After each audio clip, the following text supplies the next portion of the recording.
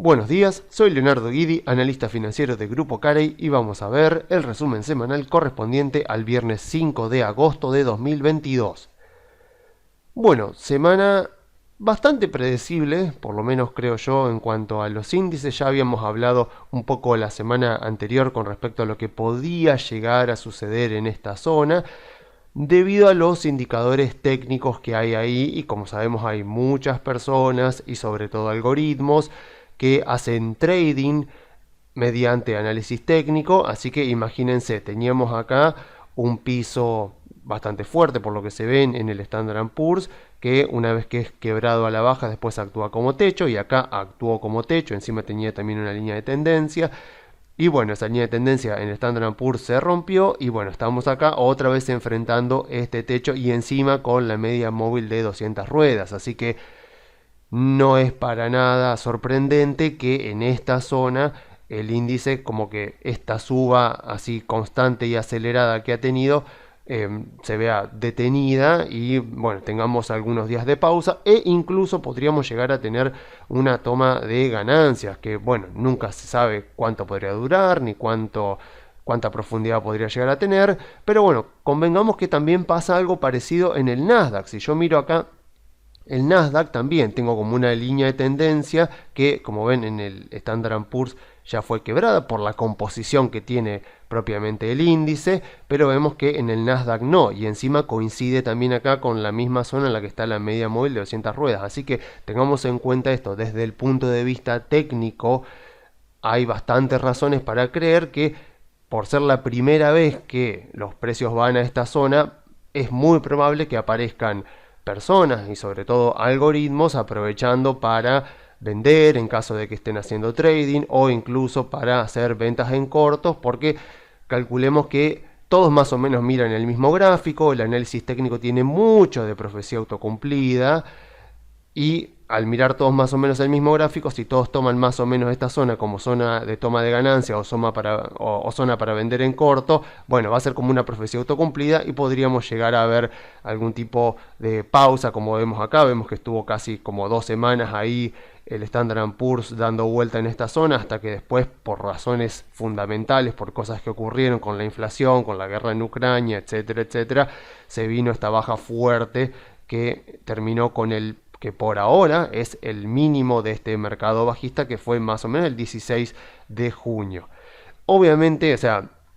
ya que tengo que empezar hablando de este tipo de temas que no son los que habitualmente hablo en el informe, siempre va la aclaración de que cada vez que se ha puesto al análisis técnico a prueba y se ha intentado abordar con el método científico si este tipo de análisis sirve para obtener rendimientos superiores a los del índice sin necesariamente asumir un mayor nivel de riesgo, todo el tiempo dio que no funciona, que no tiene lo que se llamaría significancia estadística. O sea, que no, que no tiene mayor poder predictivo que lo que es el azar. O sea, no tiene más poder de predicción de lo que va a pasar en la bolsa que lo que es propio del azar. Se ha escrito mucho, incluso hay un libro que es bastante conocido, que se llama Evidence-Based Technical Analysis, que sería como análisis técnico basado en la evidencia. Y está muy bueno su subtítulo, que dice: aplicando el método científico y la inferencia estadística a las señales de trading. Ya sabemos que los analistas técnicos, sobre todo aquellos que venden servicios, se caracterizan por vender servicios de señales o de suscripciones para alertas de compra, de venta. Y bueno, este autor lo que ha hecho fue decir, bueno, vamos a poner esto a prueba, vamos a ver si esto resiste un test estadístico serio, un método científico, ¿no? Con hipótesis, con definición de parámetros de población, con definición de procedimientos, para ver si efectivamente esto resiste el método científico y podemos demostrar científicamente que este tipo de señales que se utilizan normalmente para intentar predecir lo que va a hacer el mercado realmente tienen significancia estadística, o en realidad lo que pasa es que a veces ganan, a veces pierden, es producto del azar propio de los mercados financieros, y hay gente que le está atribuyendo un poder de predicción a algo que está estadísticamente explicado por el azar. Es un libro interesante, obviamente que es un libro bastante denso, porque es un libro bastante científico. Fíjense que fíjese los nombres de los capítulos, ¿no? O sea, reglas objetivas y su evaluación, la ilusión de validación de subjetividad en el análisis técnico. O sea, ya tengamos en cuenta que, mm, que el análisis técnico tiene mucho de subjetivo, pero en definitiva todos están mirando el mismo gráfico, así que uno a veces cree que está tratando de ser lo más objetivo posible al mirar el gráfico, pero tiene un montón de sesgos adentro suyo. Por ejemplo, si yo he comprado una acción, está claro que cuando voy a ver el gráfico, ya no lo voy a ver de manera objetiva, sino que lo voy a ver yo ya posicionado al alza o a la baja. Entonces ya no voy a tener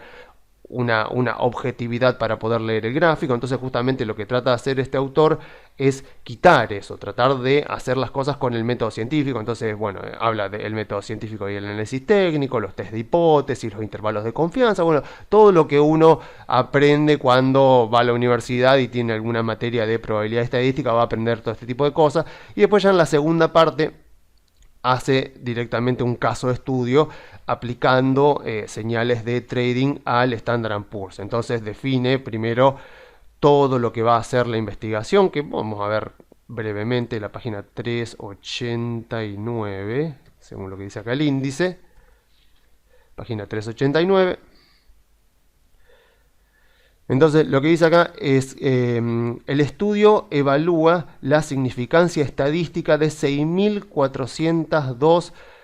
reglas de technical análisis, de análisis técnico individual, o sea, reglas individuales de análisis técnico. O sea, va a intentar evaluar la significancia estadística que tienen 6.402 reglas individuales de análisis técnico que se usan normalmente como medidas móviles. Bueno, después acá va describiendo más o menos los conjuntos de reglas, no las describe una por una porque son más de 6.000, así que no le daría tanto el libro, y eso que es un libro bastante grande, de más de 500 páginas. Y lo que dice es que hace un backtesting, o sea, prueba a ver qué tan efectivas fueron esas 6.000 y pico de reglas con el Standard & Poor's a lo largo del 1 de noviembre de 1980 hasta el 1 de julio del 2005, ya que este es un libro más o menos de 2007, me parece. Entonces, bueno, acá, por eso le decía que es un libro bastante denso, porque empieza a hablar todo de estadística, empieza a analizar las series de datos, las series temporales, los temas que va a ir abordando, o sea, de líneas de tendencia, de osciladores, de medias móviles, bueno, todo lo que normalmente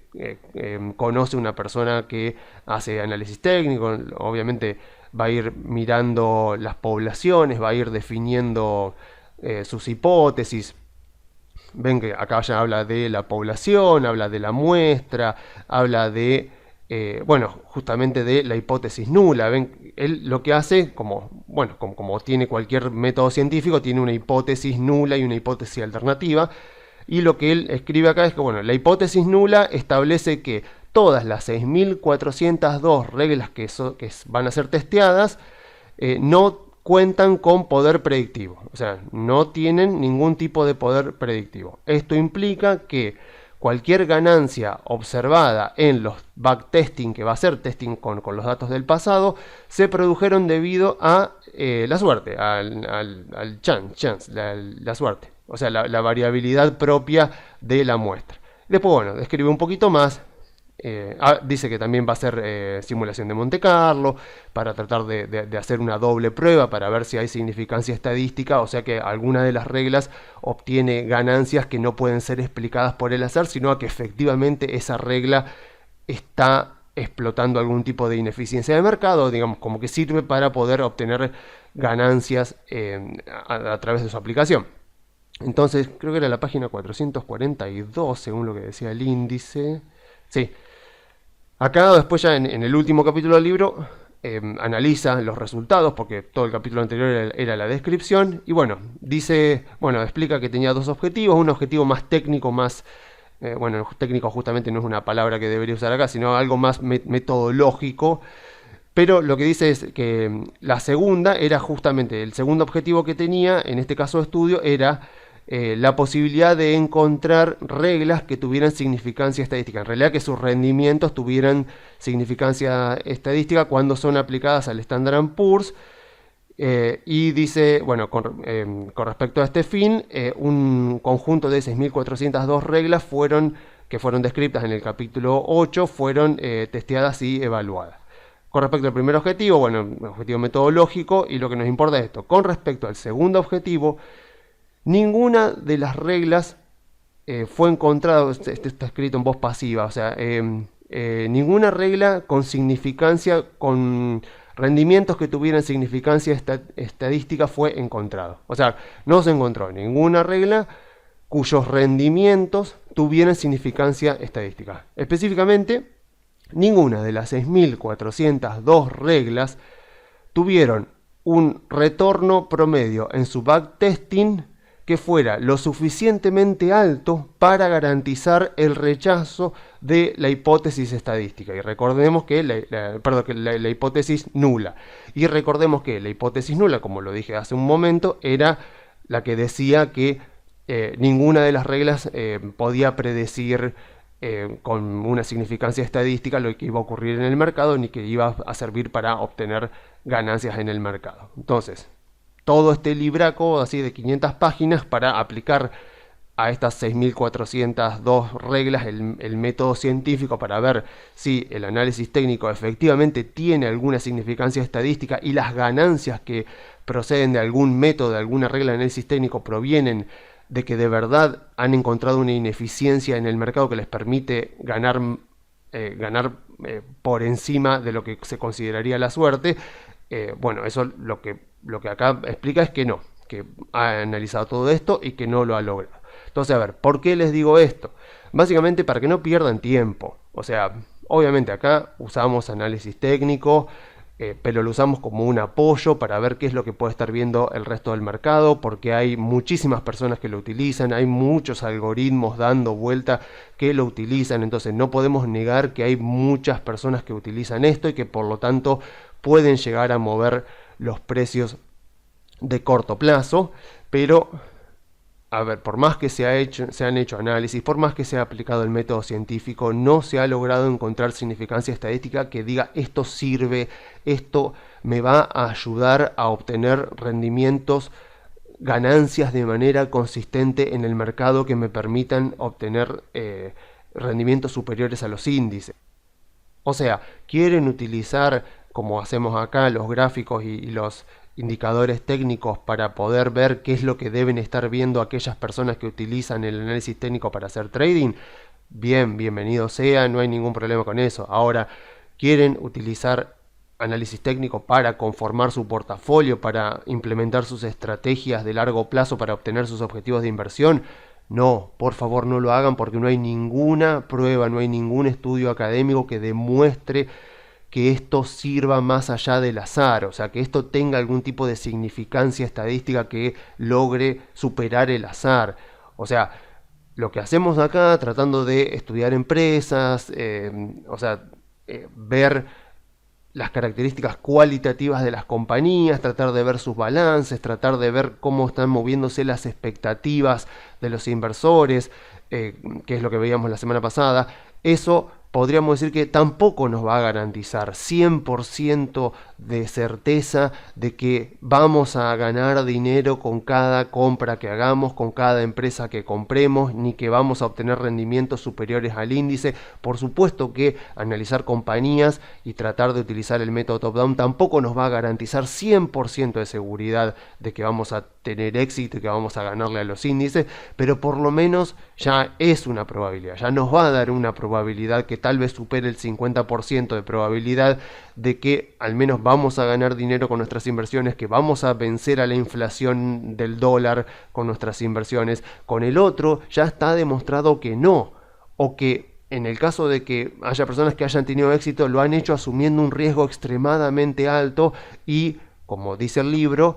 tuvieron suerte, o sea, está dentro de la estadística, o sea, algunos que le puede ir muy mal y otros que tal vez tuvieron suerte, lo hicieron en el momento indicado, compraron el activo indicado y bueno, tuvieron suerte. Entonces no podemos estar confiando en la suerte, tenemos que estar confiando en nuestras habilidades. Entonces utilicemos metodologías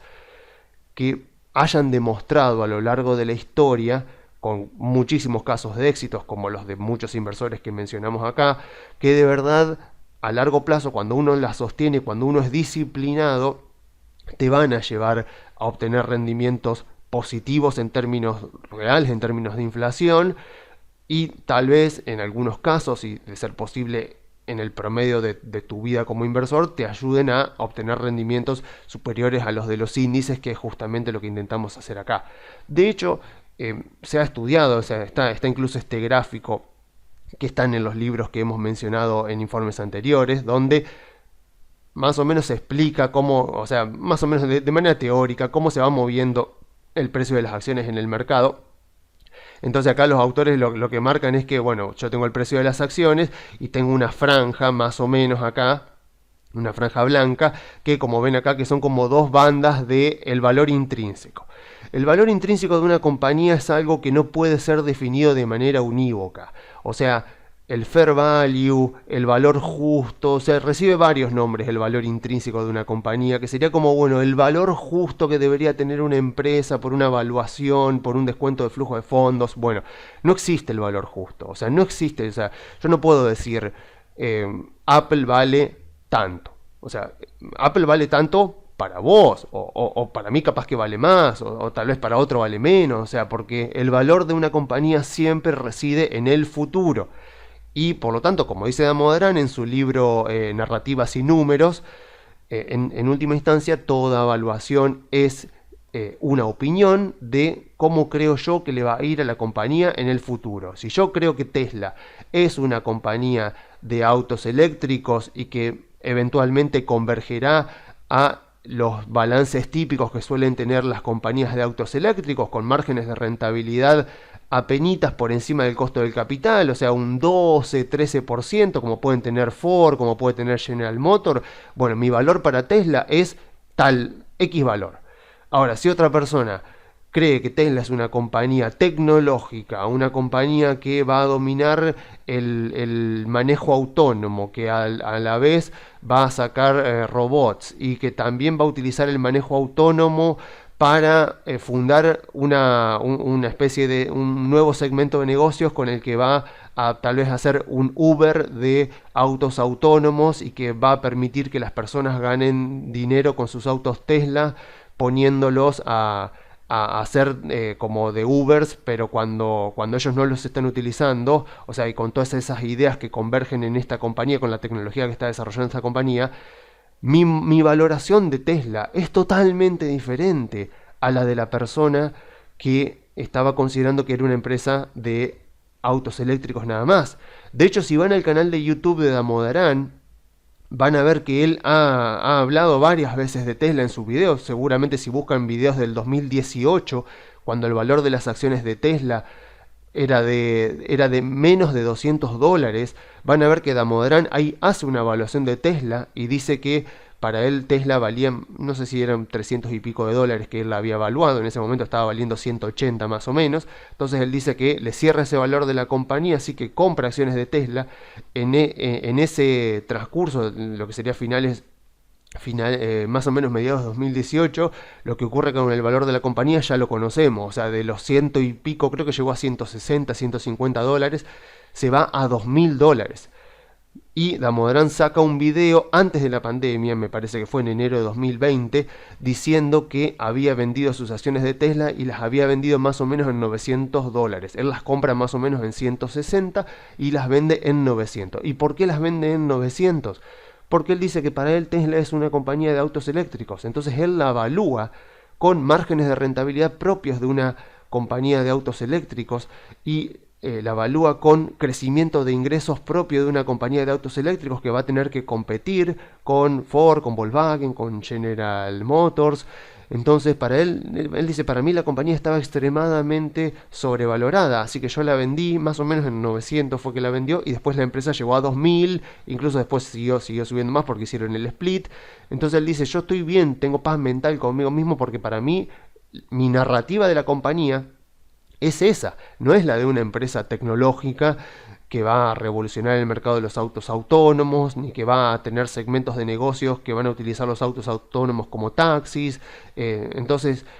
el valor intrínseco de una compañía es el que cada uno de nosotros le asigne. Pero claro, ¿qué es lo que dicen los autores acá? Que de la convergencia de todos nosotros en el mercado, cada uno evaluando la misma compañía de maneras diferentes, se genera un rango de valores intrínsecos donde es más probable que esté el valor de la compañía. Es más o menos como si sería una campana de Gauss, donde más o menos hay gente muy optimista con respecto a la compañía, gente muy pesimista, la mayoría de la gente va a estar más o menos en el centro. Entonces ellos lo que hacen acá es una acción que vale 50, 60 dólares, entonces lo que ellos dicen es, mira, normalmente el mercado en su interacción entre los traders y los inversores, los que miran los fundamentos de la compañía, logran que más o menos las acciones de las compañías converjan a un valor bastante justo, porque los inversores fundamentales, los que miran las compañías, que tienen mucha más información con respecto a cuánto puede llegar a valer la compañía en base a sus horizontes futuros más probables, ellos la van haciendo mover más o menos en el rango de valores que ellos consideran que la empresa tiene que valer, pero después aparecen los traders, que son los que se mueven en base no a la compañía, sino a los precios. O sea, los inversores operan compañías, mientras que los traders operan movimientos. Entonces, lo que ellos dicen es que los traders, al no conocer el verdadero valor de las compañías, ni qué pueden esperar de las compañías en el futuro, lo que hacen es exceder estos márgenes donde están más o menos de acuerdo los inversores que estudian las cualidades y los posibles futuros de las compañías. Entonces ellos marcan acá en celestito estas bandas de trading, porque dicen, claro, si los traders exceden lo que la mayoría de los inversores están considerando como un valor correcto para la compañía, van a aparecer estos inversores y les van a vender sus acciones hasta que ya no van a quedar suficientes traders y eventualmente el valor va a bajar, y si hay algún evento malo, hay algo pesimista, puede ser que de nuevo, o sea, caiga por debajo del valor intrínseco y los traders, shorteando o tal vez muy desanimados por lo que ha ocurrido, porque han comprado acciones y han perdido, terminen empujando el precio de las acciones por debajo de lo que sería el valor intrínseco, incluso para los inversores más pesimistas. Entonces acá deberían aparecer en esta franja los inversores nuevamente que están mejor informados para aprovechar para comprar, y nuevamente llevarían el precio a una zona donde más o menos todos estarían de acuerdo que está el valor correcto de la compañía. Nunca se podría decir está exactamente acá, pero más o menos hay una zona donde la mayoría de los inversores se pondría de acuerdo. Acá lo que ellos dicen es, bueno, supongamos que en el tiempo T salió un balance, apareció alguna noticia, algo como porque no sé, que Apple sacó el iPhone, o Tesla saca un nuevo modelo, o una empresa hace un convenio con otra, o no sé, Disney anuncia que va a sacar Disney Plus, su plataforma de streaming, y entonces lo que se produce es un salto, digamos, de la cotización, que es lo que solemos ver muchas veces cuando hay algún tipo de anuncio o cuando sale algún balance, y de repente el precio de la acción empieza a moverse en otro nivel, como muestran acá, porque el valor intrínseco de la compañía ha cambiado por algo que ha ocurrido que afecta al valor futuro de la compañía. Entonces, bueno, nosotros nos movemos en este mundo donde hay inversores y traders, estamos tratando siempre de estar del lado de los inversores. Ahora, por ejemplo, yo creo que justamente en muchas empresas, sobre todo en empresas tecnológicas, el precio de la acción está bastante por debajo de lo que sería un valor justo para la compañía, un valor intrínseco, pero volvemos siempre a la idea de que el valor justo, el valor intrínseco es algo que depende de mí. Yo he hecho en informes anteriores la evaluación de Google, yo decía que para mí Google estaba 30-40% subvaluado, o sea que si alguien compra Google ahora, como mínimo puede llegar a ganar 30-40% en dólares, y incluso después de ganar eso la empresa no estaría cara, estaría en valores más o menos similares a los que estaba en finales del año pasado. Pero esa es mi opinión, obviamente, o sea, y con el resto de las compañías también. Bueno, lo hablamos un poco la semana pasada con respecto a cómo están las expectativas de empresas de muy buena calidad como Google, como Microsoft, como Nvidia también, incluso como Meta, pero Meta ha visto deteriorado un poco más sus fundamentos que las demás, pero aún así los castigos que han recibido todas las empresas que analizamos la semana pasada fueron totalmente exagerados y para mí todas ellas están por debajo de su valor intrínseco, pero nuevamente esa es mi opinión. Acá cada uno tiene que hacer su propio análisis, su propia investigación de las compañías. Ya saben que para eso se van a la página de relaciones con el inversor de la empresa, se bajan los reportes anuales, los trimestrales, ahí está toda la información con respecto a qué es lo que hace la compañía. Si no, se pueden buscar tesis de inversión de cada empresa en particular en internet, que hay muchos y muy buenos. Y una vez que uno entiende la compañía, entiende su modelo de negocios, entiende cuál es la propuesta de valor de la compañía, entiende cómo es vista la compañía desde el punto de vista del cliente, conoce cuáles son sus gerentes, si sus gerentes son personas acordes al cargo, si los incentivos de los gerentes están alineados con los incentivos de los inversores y, por sobre todas las cosas, uno entiende la industria y entiende qué perspectivas de crecimiento tiene la industria. Eso después le va a dar también las perspectivas de crecimiento que tienen los ingresos de la compañía y, haciendo un análisis un poco más profundo, el rendimiento sobre el capital invertido que tiene la empresa. No nos olvidemos que en última instancia los fundamentos de una compañía se reducen a crecimiento en los ingresos y rendimiento sobre el capital invertido. A largo plazo, el rendimiento de una acción en el mercado equivale al rendimiento sobre el capital invertido promedio anual que tenga una compañía. Así que eso es lo que tenemos que buscar. Empresas que tengan rendimiento sobre el capital invertido arriba del 20%, si queremos obtener rendimientos promedio del 20% por año, aunque obviamente algunos años será más, algunos años será menos, y que pertenezcan a industrias que estén creciendo de manera estructural, o sea que todos los años esa industria, no solo la empresa, sino la industria, esté creciendo, porque eso me evita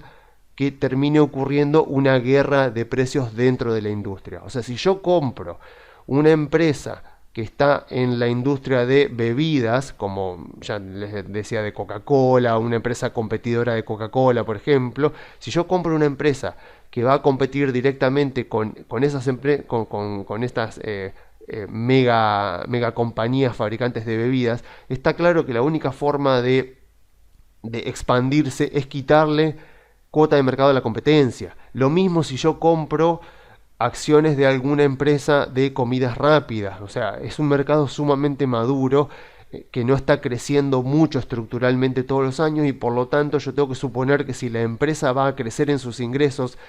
necesariamente lo hará total o parcialmente quitándole ingresos a la competencia y eso puede desatar una guerra de precios y una guerra de precios no le conviene a ninguna de las empresas involucradas porque bajan los márgenes de rentabilidad, los clientes están felices porque bajan los precios, pero los accionistas están enojadísimos porque sus márgenes de rentabilidad disminuyen y queda menos dinero para distribuir entre los accionistas. Entonces eso es lo que tenemos que buscar y es lo que intentamos hacer obviamente en todos estos informes. Bueno, como la verdad no tengo mucho más para decir, o sea, no tengo nada muy nuevo para decir, vamos a repasar un poco lo ocurrido durante esta semana. Por ejemplo, hoy se conoció el dato del empleo y siempre que se conoce el dato del empleo yo me encuentro debates que a veces son largos con respecto al dato del empleo, si es positivo, si es negativo, si esto conviene porque la Fed entonces va a subir las tasas, si no conviene por la recesión, etcétera, etcétera. Recordemos siempre que no hay que buscar nunca en el dato del empleo de Estados Unidos señales predictivas. El desempleo, que se publica todos los primeros viernes de mes, es siempre un dato tardío, es un dato, pero no solo que es tardío porque mira el pasado, mira hace un mes que ya transcurrió, sino que por definición la tasa de desempleo se mueve después de lo que se mueven las acciones y después de que se mueve la economía. O sea, pensemos lo siguiente, o sea, si una economía está empezando a estancarse o incluso a entrar en recesión, las empresas tratan de hacer todo lo posible para sobrevivir y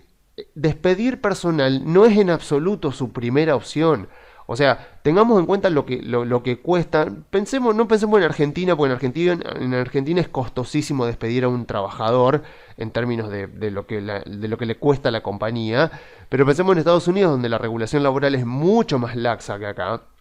Aún así, o sea, si una empresa ha contratado a un trabajador y lo ha entrenado, lo ha capacitado y esa persona tiene experiencia en la compañía,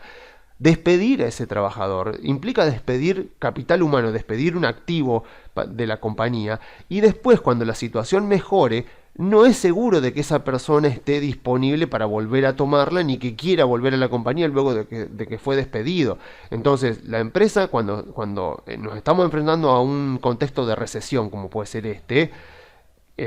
lo que hace es, o sea, como última instancia intentan despedir personal como para abaratar los costos. O sea, a lo sumo suspenderán, trabajarán menos horas, tratarán de bajar los costos de varias maneras, pero despedir personal es generalmente la última opción por esta cuestión, porque es un costo muy grande. O sea, han invertido horas, tiempo, esfuerzo, incluso dinero en capacitar a un empleado, y después despedirlo es muy costoso, sobre todo si después, justamente cuando la economía se recupera,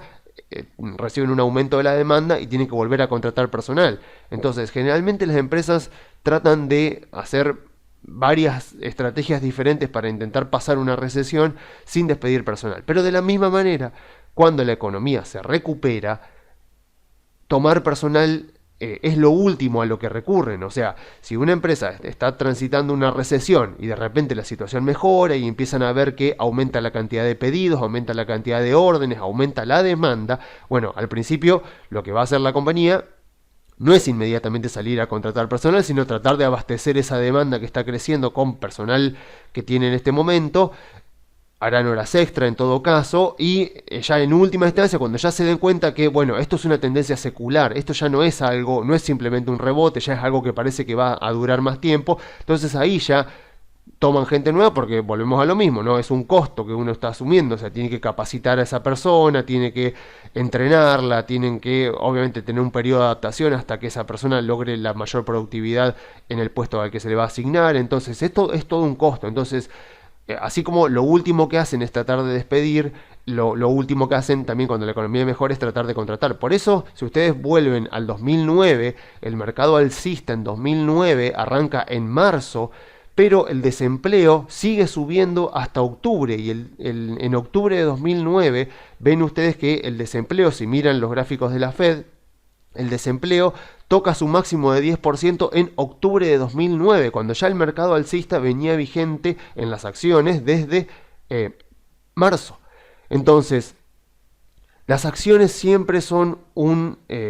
estimador adelantado, siempre es un leading indicator, como se dice en inglés. O sea, siempre se van a mover las acciones antes de que lo que se mueva la actividad económica y antes de lo que se mueva el empleo, ya sea a la alza o ya sea a la baja, excepto en cuestiones muy puntuales,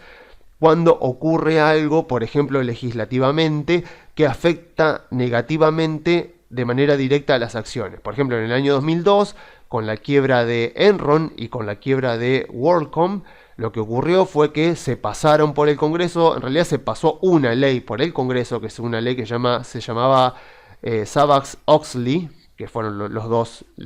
legisladores que la redactaron, que bueno, fue una ley pensada para aumentar las regulaciones sobre las compañías que cotizaban en bolsa, para evitar una nueva Enron y para evitar otro fraude. Entonces, lo que pasó fue que la economía se había recuperado mucho antes de lo que se recuperaron las acciones. O sea, el mercado bajista de las .com termina recién en agosto-septiembre de 2002. O sea, tengamos en cuenta que había arrancado en marzo del 2000. Y duró tanto porque justamente en el medio quebró Enron, quebró WorldCom, y entonces lo que se hizo fue pasar leyes por el Congreso, concretamente esta ley, que aumentaba mucho las regulaciones para las compañías. Entonces, ante la incertidumbre que había con respecto a cómo quedaría configurado el entorno legislativo, el entorno regulatorio para las empresas que cotizaban en bolsa, había muchos rumores, había bastante incertidumbre, y eso obviamente se veía reflejado en las cotizaciones de las acciones, a pesar de que la economía ya se estaba recuperando y las acciones ya estaban mostrando, las empresas, los balances, que la cosa estaba mejorando. Pero bueno, había un hecho puntual. Por lo general no pasa eso. Por lo general lo que vamos a ver es que las acciones siempre se van a mover antes que la economía y antes que el empleo. Por lo tanto, no pierdan el tiempo mirando qué pasa con la tasa de desempleo, porque para cuando se publica el dato del empleo ya es un dato viejo, pero no viejo porque mira hacia el pasado, sino viejo porque las acciones ya van descontando qué es lo que va a ocurrir desde mucho antes. Por ejemplo, en mayo del año 2020 se conoce el reporte del empleo de abril de 2020, en el cual 20 millones de personas en Estados Unidos habían sido despedidas o habían sido suspendidas como consecuencia de las cuarentenas del COVID. ¿Qué pasó el primer viernes de mayo de 2020? El día en el que se conoce ese informe del empleo. ¿Qué pasó con las acciones? Subieron. ¿Por qué subieron? Porque ya estaba totalmente descontado, porque toda la baja que vemos desde febrero a marzo de 2020 era el mercado de las acciones descontando toda esa pérdida de empleo y toda la caída de la actividad económica. Y ya para ese momento, para cuando se conoce ese dato de que en abril se habían perdido su trabajo 20 millones de personas, ya las acciones estaban mirando al futuro, estaban mirando a la recuperación que vendría post cuarentenas y que de hecho fue lo que pasó. O sea, en ese sentido las acciones son bastante eficientes tratando de descontar el contexto. Y ahora estamos viendo un contexto en el cual, por lo que se ve, a ver, ¿qué podemos decir sobre el contexto que estamos viendo ahora? Algo bastante notorio es que se está notando, o por lo menos yo estoy notando, un cambio en la narrativa del mercado con respecto a la situación actual. Por lo menos se ve en las webs de noticias, en analistas financieros de páginas web, incluso analistas financieros que son conocidos en YouTube o en CNBC o en el Wall Street Journal, y están empezando a hablar de shallow recession, dicen, o sea que sería una recesión superficial o una recesión suave, una recesión leve, algo parecido a lo que se vio en Estados Unidos a principios de la década de los 90, donde fue una recesión suave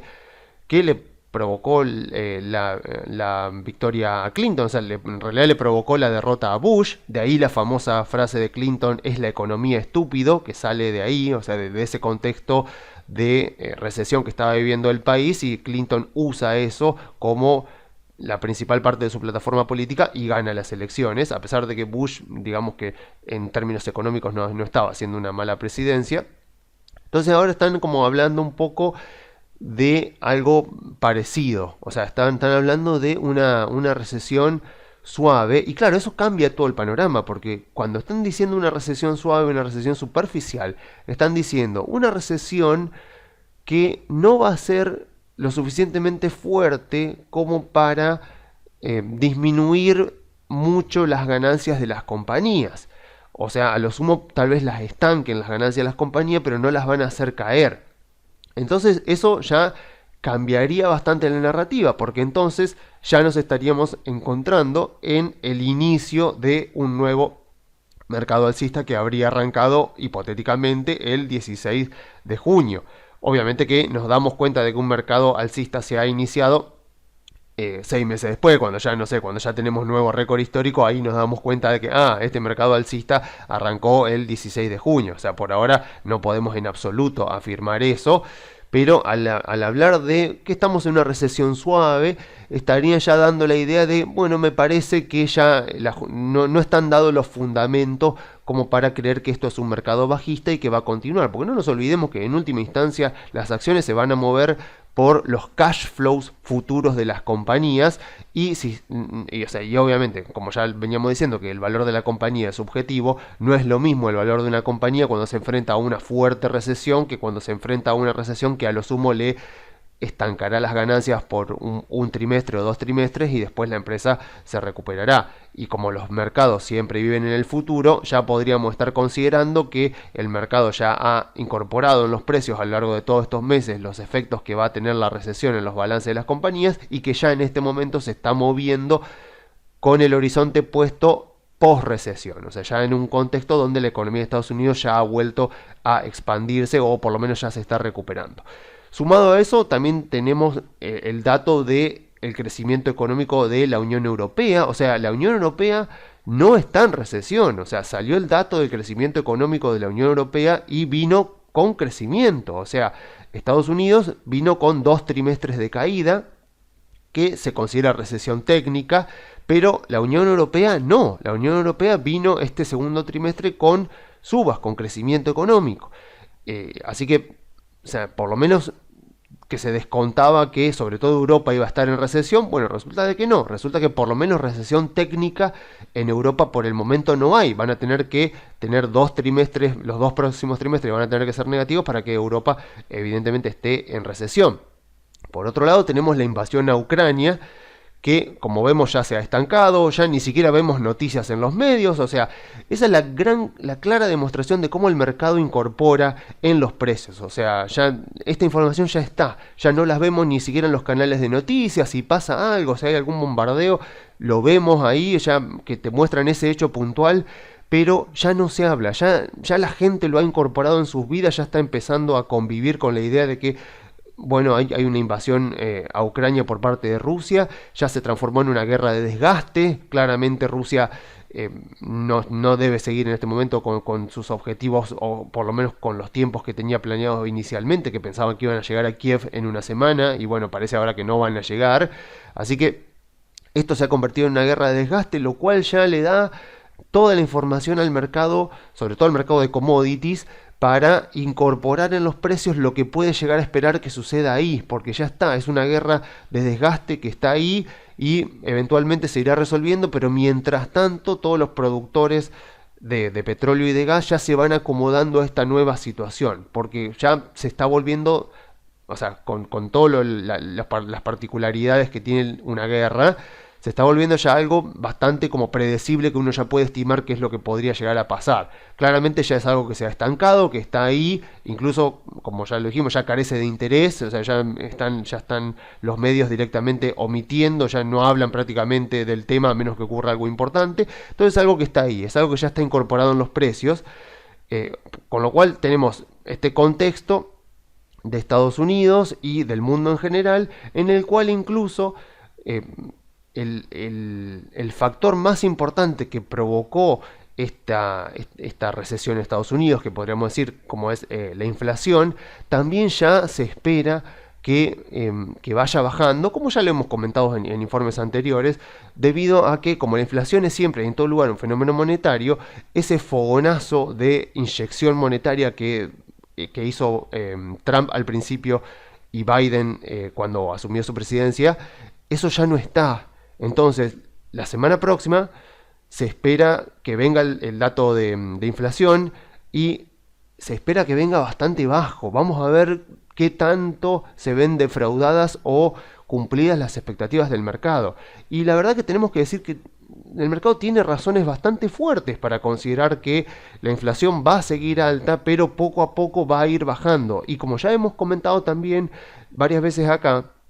el problema de la inflación, y si lo sabremos nosotros los argentinos, el problema de la inflación no es que sea alta, porque dentro de todo, imagínense, si nosotros dijéramos que vamos a tener un 9% de inflación anual, lo firmamos con los ojos cerrados, teniendo en cuenta la inflación que tenemos nosotros. Para los países desarrollados, 9% de inflación anual es muchísimo, pero el problema de la inflación no es tanto que sea del 7, del 8, del 9 o del 10%, sino de que sea impredecible.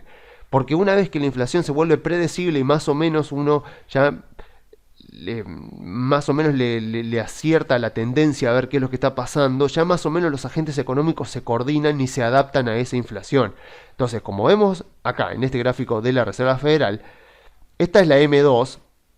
en términos logarítmicos para que los crecimientos que son crecimientos compuestos me los muestren más o menos como con forma de línea. Entonces vemos acá un crecimiento, esto más o menos va hasta el 2002, más o menos, hasta el inicio del mercado alcista posterior a la burbuja de las .com. Vemos acá el crecimiento de la M2, que volvemos a repetir, la M2 son los billetes y monedas sumados a los depósitos a la vista que hay en todo el sistema bancario. Entonces, vemos el crecimiento de la M2, o sea que estaría más o menos sumando lo que es la creación primaria, no toda la creación primaria, pero sí parte de la creación primaria, pero sobre todo la creación secundaria de dinero por parte de los bancos, que, salvo en estos contextos como fue el COVID, en general es la que más contribuye a la inflación, la creación secundaria de los bancos y no tanto la creación primaria por parte de la Fed. Los quantitative easing, lo que pasó en 2020, fue un hecho demasiado extremo, que no es lo normal. Por lo general, los que más crean dinero en la economía son los bancos, y la M2 justamente refleja eso, el crecimiento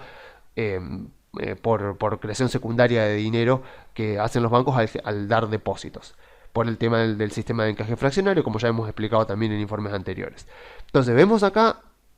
un crecimiento bastante regular. Discúlpenme, esta semana estoy como bastante congestionado, así que me van a escuchar, ya me den haber estado escuchando así todo el informe, pero bueno, seguimos. Vemos acá un crecimiento bastante regular que, si uno mira la tendencia, es más o menos un 6% anual. Que uno podría decir, bueno, un 6% anual de crecimiento en la M2 en Estados Unidos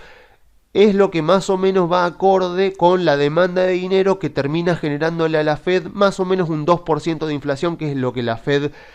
intenta conseguir como objetivo de inflación anual. Entonces la Fed sabe más o menos que si hace crecer la M2, o no se hace crecer porque la Fed no es directamente la causante de la M2, sino que son los bancos, pero más o menos si va manejando la tasa de interés y va manejando las regulaciones de los bancos para que la M2 vaya creciendo a un 6% anual, que sería esta tendencia que vemos, lo que ellos ven es que más o menos con eso, dada la demanda de dinero que tiene Estados Unidos, converge más o menos a una inflación del 2% anual, que es el objetivo de la Fed. Miren lo que pasa con el COVID. Vemos esta línea de tendencia y vemos acá lo que pasa con el COVID. O sea, la inflación es siempre y en todo lugar un fenómeno monetario. Entonces, lo que vemos que es el principal causante de esta inflación que está viviendo Estados Unidos no es la guerra, es la creación de dinero por encima de la demanda de dinero. Entonces, lo que tiene que pasar es que justamente esto se limpie, o sea, que se incorpore ya de una vez por todas a la economía, o que el gobierno o la Fed con el quantitative tapering, por ejemplo, vaya retirando oferta monetaria del mercado y que de esa manera volvamos a esta tendencia más o menos de un 6% de creación primaria y secundaria de dinero de la M2, para de esa manera volver a esta tendencia y que poco a poco la inflación anual en Estados Unidos vuelva al 2%. De hecho, en este blog, que es bastante bueno, lo recomiendo mucho, es muy bueno el analista, y aparte incluso habla de Argentina, obviamente como mal ejemplo cuando habla de inflación. Acá lo que muestra esto es un gráfico de junio, donde muestra la M2, también el crecimiento de la M2 interanual, y el déficit de los últimos 12 meses del gobierno de Estados Unidos medido en trillions, que serían billones en nuestro caso, y vemos bastante correlación. O sea, lo que decíamos ya también en varios informes, de que lo que ocurrió fue que, al igual que pasó en la Segunda Guerra Mundial, cuando vino el COVID, el gobierno de Estados Unidos tuvo que imprimir una gran cantidad de bonos del tesoro, tuvo que colocar una gran cantidad de bonos del tesoro, no tenía acreedores voluntarios dispuestos a prestarle a bajas tasas de interés, y Estados Unidos, el gobierno, no podía permitirse elevar demasiado la tasa de interés, porque eso le iba a provocar una insolvencia, le iba a provocar que no iba a poder terminar pagando los intereses y las amortizaciones de capital. Entonces lo que hizo la Fed, al igual que pasó en la Segunda Guerra Mundial, fue dar un paso adelante y decir, listo, vos no tenés acreedores voluntarios para toda la cantidad enorme de bonos que tenés que emitir, bueno, yo te los compro. Y es lo que veíamos en gráficos en informes anteriores, donde la Fed se convierte en el principal tenedor de bonos del Tesoro de Estados Unidos, justamente porque Estados Unidos, por la enorme cantidad de bonos del Tesoro que iba a tener que emitir, el monto enorme que tenía que emitir, no iba a encontrar acreedores voluntarios, y eso iba a provocar un enorme aumento de la tasa de interés y podía terminar el gobierno entrando en la insolvencia. Gracias a que la Fed hace un quantitative easing, el 4, lo que ocurre es que la Fed absorbe con dinero de nueva creación, con reservas bancarias de nueva creación, absorbe esa emisión de bonos del tesoro, y bueno, es básicamente lo que vemos acá. Claro, como eso, a diferencia de lo que ocurrió entre el 2000 y el 2014 con los tres quantitative easing anteriores, perdón, entre el 2009 y el 2014 con los tres quantitative easing anteriores, en este caso, ese dinero que la Fed creó de la nada, que en los quantitative easing anteriores quedó dentro de los bancos y no salió a la economía real, en este caso sí que salió a la economía real, porque el gobierno directamente, literalmente, le dio cheques y le dio depósitos bancarios, le dio dinero gratis a las personas por quedarse en sus casas, aumentó los seguros de desempleo, aumentó las ayudas a las compañías que estaban pasándola mal. Entonces ese dinero que en los quantitative easing anteriores no salió de los bancos, en este caso sí salió y se transformó en M2, porque recordemos que la M2 tiene los depósitos bancarios. Entonces cuando el gobierno le da cheques a las personas por ayudas de COVID, entonces eso termina eventualmente en una cuenta bancaria y forma parte de la M2. Entonces este crecimiento que vemos en la M2 casualmente se corresponde con el aumento del déficit del gobierno de Estados Unidos, y vemos ahora esto. Vemos que en este momento, a junio, o sea, un mes atrás, un poquito más de un mes atrás, la variación anual de la M2, que decíamos que un 6% estaba bien, ha vuelto de nuevo a estos valores. Entonces, si tengo que considerar que la inflación es un fenómeno monetario y que si la M2 crece más o menos al 6%, la inflación debería converger a el 2%, bueno, más o menos estoy retornando nuevamente a la tendencia. Por lo tanto, tengo argumentos, tengo fundamentos para considerar de que la inflación en Estados Unidos sigue alta, pero que debería empezar a bajar y debería continuar bajando, sobre todo la inflación núcleo, hasta converger eventualmente al 3 y 2%. Obviamente no va a ser este año, tal vez sea durante el año que viene. No sabemos si en algún momento volverá a acelerarse por cuestiones propias de la guerra, por ejemplo, en Ucrania, pero lo que sí sabemos es que mientras esto se mantenga, como la inflación es un fenómeno monetario y la guerra fue leña al fuego, pero no fue la causa de la inflación, entonces lo que debería pasar es que eventualmente va a converger nuevamente la inflación hacia el 2% y la inflación va a bajar, y eso es combustible positivo para los fundamentos de las empresas. Entonces, en definitiva, la pregunta es, ¿estamos en este momento en presencia del inicio de un nuevo mercado alcista? Bueno, obviamente imposible saberlo, como ya dijimos, nos vamos a enterar dentro de 6 meses si esto fue el inicio de un mercado alcista, pero podemos pensarlo al revés. Podemos pensar qué tendría que pasar para que no sea el inicio de un mercado alcista, y la verdad es que para que no sea efectivamente el inicio de un mercado alcista, lo que estamos viendo ahora, y que obviamente al no ser esto el inicio de un mercado alcista, lo que deberíamos ver es mínimos inferiores al del 16 de junio, o sea que desde acá deberíamos empezar a ver bajas que perforen esto. Entonces, digamos, para ver bajas fuertes a partir de estos niveles, teniendo en cuenta toda la información que ya ha fluido hacia el mercado, lo que debería pasar es que durante los próximos meses tendríamos que ver un contexto mucho peor a lo que está actualmente descontado en los precios. Ya lo sabemos, las acciones viven del futuro y las acciones se mueven descontando los cash flow futuros de las compañías. Entonces, como las acciones se mueven en base a esas expectativas, los fuertes movimientos de las acciones están basados en cuando la realidad termina siendo mucho mejor o mucho peor que las expectativas, porque como lo vimos hace una semana o 2 semanas atrás, se publicó el dato de que Estados Unidos estaba en recesión y el mercado subió, o sea que quiere decir que ya lo tenía recontra descontado en los precios. Entonces acá es lo mismo, o sea, para que desde este punto veamos mínimos inferiores al del 16 de junio, lo que tendría que ocurrir es que lo que eventualmente suceda en la realidad tiene que ser peor a lo que está actualmente descontado en los precios de las acciones, porque entonces sí, el mercado se sorprendería para mal y los precios de las acciones, las evaluaciones de las empresas caerían, porque lo que nosotros consideramos, por lo menos lo que yo considero que está barato, en realidad puede ser que no esté barato y que haya información que yo no estoy descontando en los precios y que el mercado tampoco lo esté haciendo, y que de repente cuando ocurra algún mal balance, algún hecho negativo inesperado, efectivamente esas cotizaciones continúen cayendo. Pero a ver, tengamos en cuenta que ya de por sí estamos en un contexto que no es del todo muy optimista. O sea, estamos esperando que la inflación va a seguir alta, pero que va a ir bajando. Estamos esperando una recuperación económica, pero que ya se sabe que va a ser lenta. El mercado ya sabe que la Fed va a seguir subiendo las tasas de interés, por lo menos hasta el 2,5%. Así que no estamos partiendo de un escenario muy optimista.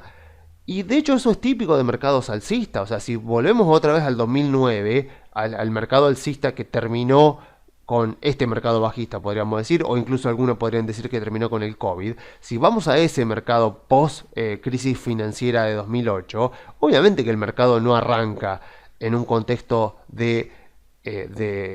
optimismo y de todo el mundo confiado en que esto va a ser mejor. Pensemos algo más reciente, pensemos justamente el COVID, pensemos marzo, abril, mayo del 2020, qué era lo que ocurría en la realidad y qué era lo que ocurría con las acciones. Obviamente toda esa recuperación post-COVID no se dio en un contexto en el cual la gente estaba deseosa de comprar acciones, porque sí, porque esto va a mejorar, porque esto va a ser algo pasajero. No, estaban todos preocupadísimos a ver qué pasaba con las vacunas, a ver si esto iba a ser una pandemia con la cual íbamos a tener que acostumbrarnos a convivir de por vida, o sea, pronósticos de todo tipo, información que circulaba por todos lados. Bueno, en esos contextos nacen los mercados alcistas. O sea que tranquilamente podríamos estar ahora en el inicio de un mercado alcista, pero obviamente no lo vamos a saber. Lo que sí puedo saber, por supuesto, es que si yo miro este modelo que ya explicábamos anteriormente, en mi caso yo creo que el valor intrínseco de las compañías está bastante por encima de lo que está en este momento reflejado en los precios, o sea que, como veíamos la semana pasada, hay empresas de muy buena calidad que están cotizando a valuaciones muy bajas y que por lo tanto nos van a dar enormes satisfacciones durante los próximos meses y seguramente también si la mantenemos durante los próximos años. Entonces, ¿qué hacer? Bueno, si nos tomamos el trabajo de analizar las compañías, si nos tomamos el trabajo de saber bien en qué invertimos, como dice Peter Lynch, vamos a estar tranquilos en estos contextos donde hay mucha gente preocupada, mucha gente muy escéptica, gente que está esperando todavía la etapa de la claudicación. Hay gente que dice que los mercados bajistas tienen 3 etapas y que en este mercado bajista todavía falta la última etapa, que es la etapa que en la crisis del 2008 fue la etapa post-Lehman Brothers, esa etapa que va desde septiembre de 2008 a marzo de 2009, que es la etapa de la claudicación, donde la gente ya se rinde diciendo, bueno, listo, me voy del mercado, no vuelvo nunca más, no invierto nunca más en la bolsa. Muchos dicen que falta esa etapa en este mercado bajista, por lo tanto están esperando una baja que todavía se prolongaría mucho más. Yo no lo veo, como ya saben, o sea, para mí esto es el inicio de un nuevo mercado alcista, no tengo forma de demostrarlo, pero me baso en los que yo considero que son las valuaciones de las empresas, en el contexto que yo creo que va a ser el más probable para los próximos meses y en base a eso opero en consecuencia. Más aún teniendo en cuenta de que en noviembre son las elecciones de Estados Unidos, es bastante probable que el Partido Demócrata va a perder el control de la Cámara de Diputados y que por lo tanto haya atascamiento legislativo durante todo lo que resta del gobierno de Biden y que por lo tanto haya un entorno legislativo súper estable durante los próximos 2 años. Tengamos en cuenta que el 90% de los terceros trimestres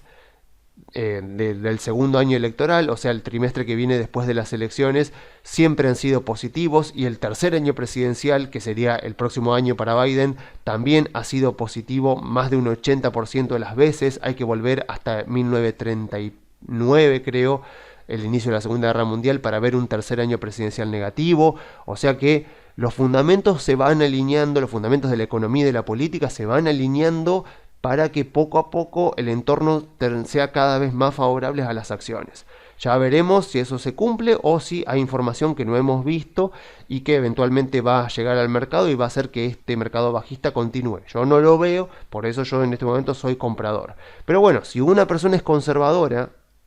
y bueno, espere. O sea, espere de última a que el índice esté por encima de la media móvil de 200 ruedas, donde ahí justamente los analistas técnicos que ahora están vendiendo van a estar comprando, o tal vez a este techo en los 4600 acá, que seguramente los analistas técnicos también van a ver un techo acá y van a salir a vender, a ver que supere esto y ya estaríamos cerca ahí del récord histórico. Bueno, o sea, ahí ya cada uno implementa su propia estrategia, pero volvemos a lo que decíamos en informes anteriores. Si uno compra cuando todos compran y venden cuando todos venden, es imposible que obtenga rendimientos buenos en las inversiones. Imagínense una persona que vendió más o menos por acá, porque ya estaba cansada de meses y meses y meses de baja, vendió más o menos por acá, hoy está más o menos igual, pero seguramente si vendió acá no va a querer comprar acá. Imagínense una persona que venía comprando, o sea, venía viendo todo lo que subían las acciones en 2021 y dice, bueno, compro más o menos por acá. Obviamente que esa persona que compró tarde, después cuando ve la baja no va a querer vender porque le va a doler vender, entonces termina vendiendo tarde. Entonces, psicológicamente, o sea, imagínense, compró más o menos por acá o por acá o por acá más o menos, o sea, después viene la baja, no quiere vender inmediatamente porque no lo considera necesario. Supongamos que sus emociones la hacen claudicar acá y vende más o menos por acá. Entonces no va a querer volver a comprar y va a terminar comprando más acá arriba, entonces va a volver a comprar caro. Entonces no es una estrategia, o sea, no es una estrategia aconsejable para ganar dinero invirtiendo en bolsa. O sea, lo que tenemos que hacer es comprar muy buenas compañías cuando nadie más las quiere. Cuando alguien dice, no, esas compañías son... en inglés sería uninvestable, pero sería como que no se puede invertir en esas empresas que no son buenas inversiones. Bueno, ahí entonces hay que mirar. Cuando nadie las quiere, cuando el mercado ya se ha quemado con esas empresas que no las quiere, entonces ahí cuando el sentimiento de inversor es negativo con respecto a muchas empresas y nosotros vemos sus fundamentos y vemos que son buenas, es el mejor momento para comprarlas porque es cuando eventualmente el mercado va a reconocer el valor que tienen y nos va a recompensar con rendimientos muy superiores a los índices. Así que está en cada uno de nosotros qué es lo que queremos hacer. Cada uno tendrá su expectativa de qué es lo que va a ocurrir, pero tengamos en cuenta de que hay bastantes datos como para considerar que el futuro de los próximos meses puede ser bastante bueno para las empresas y que podemos llegar a estar en el inicio de un mercado alcista. Veremos dentro de los próximos meses si efectivamente fue así o si esto fue tan solo una recuperación temporal del mercado bajista. Yo no veo fundamentos para que esto sea así, sí veo fundamentos para que sea el inicio de un mercado alcista, pero bueno, ya sabemos que en definitiva, cada uno tiene su opinión, así que en base a eso armamos nuestro portafolio e invertimos. Pero lo que importa es eso, es establecer objetivos de inversión, es hacer bien nuestro análisis profundo para entender bien qué es lo que estamos comprando, en qué estamos invertidos, tener objetivos de inversión razonables, sensatos, que estén acorde con los instrumentos en los que invertimos y después invertir y tener paciencia. No dejarse llevar por la manada, no dejarse llevar por el sentimiento inversor, sino todo lo contrario, aprovechar el sentimiento inversor a nuestro favor. Como yo decía en el informe anterior, es mucho más fácil darse cuenta cuando una acción, una empresa está barata que cuando está cara. Y ahora hay fuertes indicios de que hay muchas empresas del sector tecnológico que veíamos en el informe anterior que han quedado muy baratas y si este es el inicio de un nuevo mercado alcista, como podrían estar indicando varios datos, varias variables económicas y políticas, bueno, podría ser una muy buena oportunidad de inversión. Así que yo me despido dejándole las vías de comunicación. Se pueden comunicar por la página web grupocarey.com.ar o enviando un mail a contacto@grupocarey.com.ar.